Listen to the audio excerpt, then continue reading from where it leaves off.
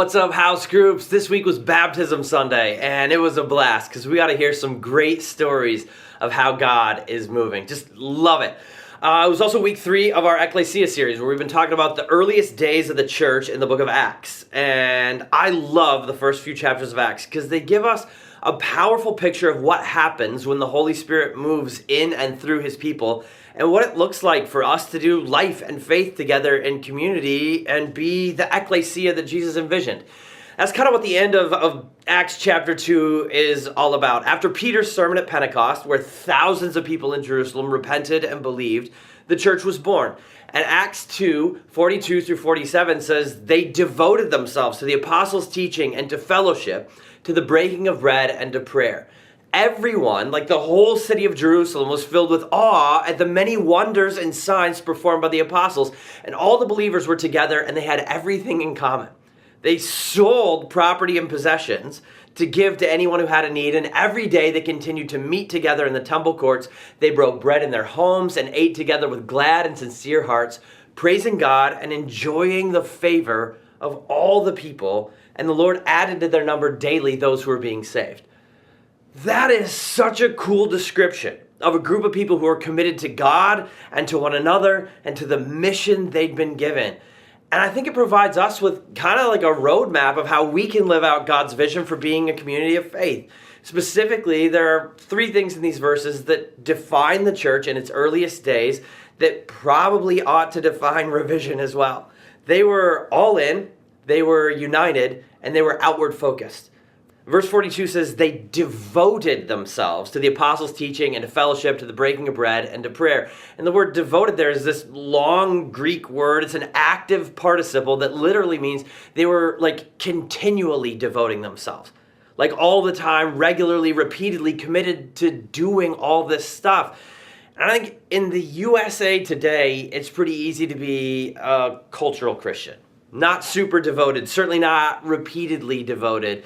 Like, we claim faith in Jesus, a lot of people do, but they do nothing about it, and they live a life that looks just like the lives of everybody else around them. Like, casual Christianity is simple and easy, but it looks absolutely nothing like the ecclesia of Acts 2. These people understood the gospel. They knew what Jesus did for them, so they went all in. They made it a high priority in their lives to listen to teaching and learn truth, to spend time in genuine relationships, connecting with one another, and to pray fervently, like to pray as individuals and to pray in community. And I can't help but read those verses and then look at my own life and wonder, what am I devoted to? Like, what are the things in my life I'm most devoted to? What are you devoted to? In a world that's going to constantly compete for our devotion, are we all in on Jesus and on his people, or are we kind of like casually in? I mean, if the early church teaches us anything, it's that Jesus ought to shape and define our priorities. Also, the Acts 2 church was a unified community. Verses 44 and 45 tell us like all the believers were together. They had everything in common. They sold property and possessions to give to anyone who had needs. And I talked a little bit about this on Sunday, but this wasn't like communism or socialism. It was not centralized ownership of property. It was common ownership of problems. The church asked the question, like, what does love look like? Like, how do I be a part of this community and show love? What does love require of me? If love required Jesus to give his life for me, what do I need to give to meet the needs of the people around me? And sometimes they realize it might mean selling some of my stuff to meet the needs of someone who doesn't have enough stuff. So they saw problems in their community and said, hey, I got a possession, you got a problem, let me connect my possession to your problem. And it created this unified atmosphere, or they were just like relentlessly for one another. And I think, at least for me, that vision hits hard in the middle of a culture which promotes independence and self-sufficiency all the time.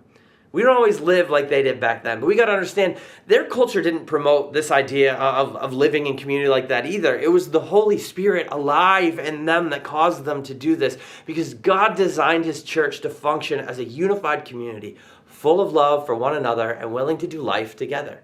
Like, we are never meant to do this thing alone. And so the question we got to ask ourselves is, are we willing to be vulnerable and to be generous and to be truly present in each other's lives?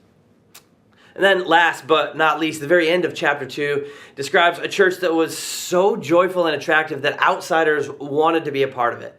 Like even before they understood it, even before they fully grasped the gospel message, people looked at the church and they're like, whatever they got, I desperately want some of that. And constantly new people were crashing into Jesus because of the way the church was living and loving. And I look at the church in America today, and I don't think we're that compelling.